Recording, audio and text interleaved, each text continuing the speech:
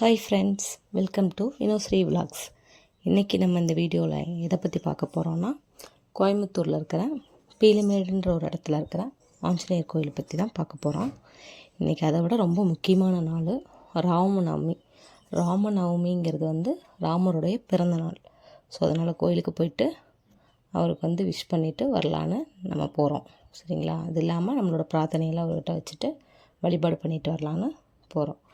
இந்த ராமநவமி அன்னைக்கு ஏன் நம்ம ஆஞ்சநேயர் கோயிலுக்கு போகிறோன்னா, அங்கே ராமநவமியை இன்னும் அதிகமாக செலிப்ரேட் பண்ணுவாங்க. ரொம்ப ஸ்பெஷலான பூஜைகள்லாம் பண்ணுவாங்க. அது இல்லாமல் அபிஷேகம், அலங்கார பூஜைகள், வேள்வியெல்லாம் வச்சு யாகமெல்லாம் வளர்த்தி அவங்க பிரார்த்தனை பண்ணுறாங்க.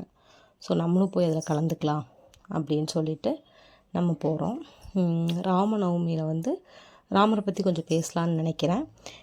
எனக்கு தெரிஞ்ச அளவுக்கு நான் ராமரை பற்றி சொல்கிறேன். உங்களுக்கு ஏதாவது ராமரை பற்றி தெரிஞ்சிருந்ததுன்னா எனக்கு கமெண்டில் சொல்லுங்கள்.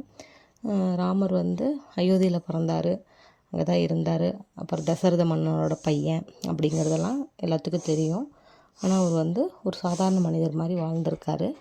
ஆனால் ஒரு சாதாரண மனிதர்னால் நம்மளை மாதிரி இல்லைங்க.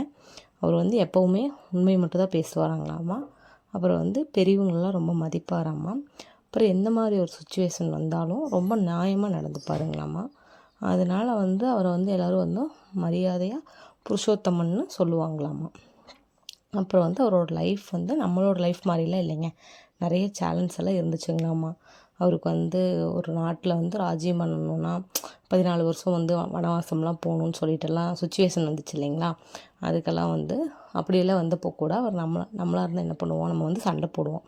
அவர் அப்படிலாம் சண்டையெல்லாம் போடலைங்களாமாங்க. எல்லாத்தையும் அக்செப்ட் பண்ணிவிட்டு காமாக போயிட்டாருங்களாமா. அப்புறம் வனவாசம் போகையில் அவர் மட்டும் போகல, அதுவும் நம்ம எல்லாத்துக்குமே ஆஷூஸ்லாம் தெரியும். சீதாம்மாவையும் லட்சுமணனையும் கூட கூட்டிகிட்டு போயிட்டார். அப்புறம் அங்கே போயும் அவர் சரி அங்கேயாவது போய் நிம்மதியாக இருக்கலாம், 14 வருஷம் நம்ம ஒய்ஃப் கூடயும் பிரதரோடையும் சந்தோஷமாக இருக்கலாம்னு சொல்லி போனார். அங்கே போயும் அவருக்கு பார்த்திங்கன்னா ப்ராப்ளம் தான். ராவணன் சீதாம்மா கூட்டிகிட்டு போயிட்டார்.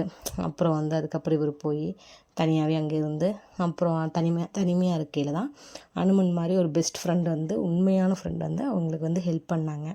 ஹெல்ப் பண்ணி ராமரை அந்த போரில் வெற்றி பெற வச்சார். அப்புறம் பார்த்திங்கன்னா அந்த போரில் அவங்க வின் பண்ணிவிட்டு அப்புறம் சரி ஓகே சீதாம்மா நம்ம கூட்டிகிட்டு போகலான்னு சொல்லி அதுக்கப்புறமா ராஜ்யத்துக்கு ராஜ்யம் பண்ணாங்க. ஸோ இதில் நம்ம என்ன தெரிஞ்சுக்கணுன்னா, லைஃப்னால் நிறைய ப்ராப்ளம் தாங்க இருக்கும். ஸோ அந்த ப்ராப்ளம் வர்றப்போலாம் நம்ம சும்மா சண்டை போடாமல், கோவப்படாமல், டென்ஷன் ஆகாமல், காமாக நம்ம அமைதியாக இருந்தாலே, எதனால அக்செப்ட் பண்ணிவிட்டு போனாலே நம்ம கண்டிப்பாக லாஸ்ட்டில் நம்ம தாங்க வின் பண்ணுவோம். ஸோ இப்போ ராமரை பற்றி பேசிட்டேன். நான் கொஞ்சம் மடமடன்னு பேசுகிறேன்னு நினைக்கிறேன். எனக்கு ஒரு அமைதியாக பேச தெரியலன்னு நினைக்கிறேன். எனக்கு தெரிஞ்ச அளவுக்கு நான் பேசியிருக்கேன். அப்புறம் இப்போ கோயிலில் இன்றைக்கி போனோம் இல்லைங்களா. கோயிலில் பாருங்கள், அபிஷேக பூஜை, அப்புறம் அலங்கார பூஜை, அப்புறம் வேள்வியெல்லாம் நடந்துகிட்டு இருந்துச்சு. அப்புறம் அது முடிஞ்ச பின்னாடி திருமண காப்பு அலங்காரம் சாமிக்கு பண்ணாங்க. அப்புறம் அது முடிஞ்சதுக்கப்புறம் பிரசாதம்லாம் கொடுத்தாங்க. அப்புறம் கல்யாணம் நடத்தி வச்சாங்க சாமிக்கு. ராமருக்கும் சீதாம்மாவுக்கும் கல்யாணம் நடத்தினாங்க. அதுக்கு கல்யாணம் நடந்தனால கோயிலுக்கு எல்லாத்துக்குமே சாப்பாடு போட்டாங்க. அதுக்கப்புறம் எல்லாமே முடிச்சுட்டு வழிபாடெல்லாம் முடிச்ச பின்னாடி தீபாரணையெல்லாம் பார்த்துட்டு நானும் அங்கேருந்து கிளம்பிட்டேங்க. ஆக்சுவலாக காலையில் நானும் ஸ்ரீயும் வர மாதிரி இருந்துச்சு. ஸ்ரீக்கு திடீர்னு வேலை வந்துருச்சுன்னு சொல்லிவிட்டு என்னை மட்டும் ட்ராப் பண்ணிவிட்டு போயிட்டாங்க.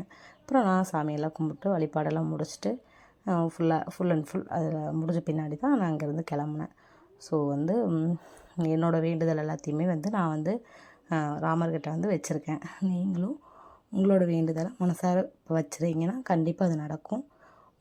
அப்புறம் இந்த மாதிரி வீடியோ என்னோடய வீடியோ உங்களுக்கு பிடிச்சிருந்துச்சுன்னா, இது மாதிரி வேறு ஏதாவது வீடியோ உங்களுக்கு வேணும்னா நீங்கள் எனக்கு கமெண்ட் பண்ணுங்கள். என் வீடியோ பிடிச்சிருந்துச்சுன்னா நீங்கள் லைக் பண்ணுங்கள், ஷேர் பண்ணுங்கள், சப்ஸ்கிரைப் பண்ணுங்கள். Thank you so much. பாய். அடுத்த வீடியோவில் பார்க்கலாம்.